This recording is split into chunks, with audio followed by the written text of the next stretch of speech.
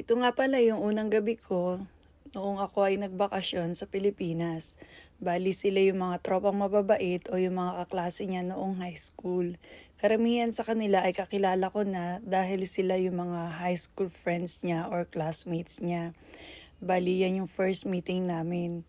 Bago nga pala yan, minit ko muna yung mga relatives ko sa SM dahil dun nagkainan sa may restaurant.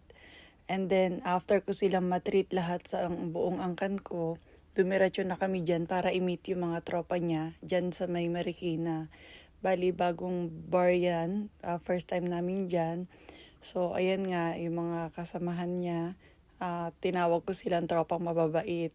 Tapos, yan yung mga asawa nila. Tapos, bali, yung iba dyan, kababata ko. Tapos, ayan nga, ang dami namin in-order na alak at saka mga pagkain dahil sineselebrate din namin yung birthday niya dahil pupunta nga kami ng Singapore at Malaysia and then yan yung pre-birthday celebration niya para sa kanyang mga barkada. So ayan nga pala yung mga dancer ng Sijas. Ang gagaling nila sumayaw, ano po. Oh, katuwaan lang po yan. Ganyan talaga kapag mga nakainom na. Ang saya-saya po nilang kasama. Tapos, ayan, pinahawak ko po yung cellphone ko kay Arnie para at least mayakag ko sila dun sa gitna para sumayaw. Bali na taon kasi nang pumunta kami, walang live band na tutugtog nung gabing yon. So, inaya ko na lang po sila sa gitna para naman po at least kahit yung mga taong nandyan magkaroon ng mapapanood at masarap po kasi talaga ang sumayaw. Ano pa nga po pala ang gagawin namin dyan kundi magsaya. Kaya katawaan lang naman po yan. So marami naman po mga bodyguards na nandyan para samahan kami.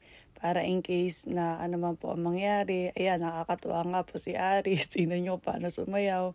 Tapos ayan po yung mga kaklase niya, kaibigan niya. Bali yung naka-red na matangkad, architect po yan. Sana nga isang araw mapagawa ko yung apartment ko at siya ang gagawa ng design. And then ayan na nga po, kasama ko na yung mahal ko na sumasayaw sa gitna.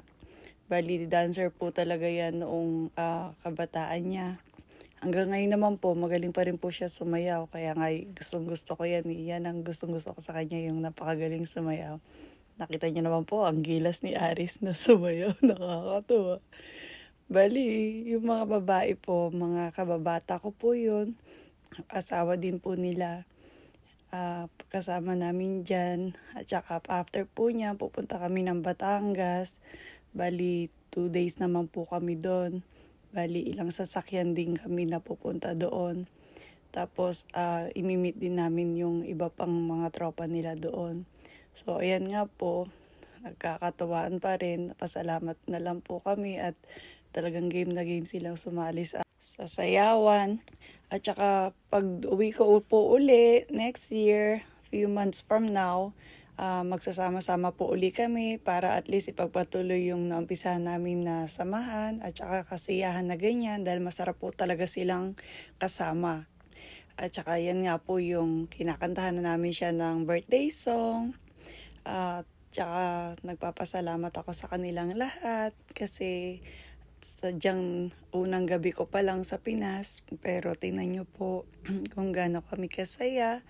At saka lalo na po nung pumunta kami ng Batangas, nag-swimming po kami doon. Talaga naman pong napakaraming alak at pagkain at saka talagang napakadaming memories na nagawa namin.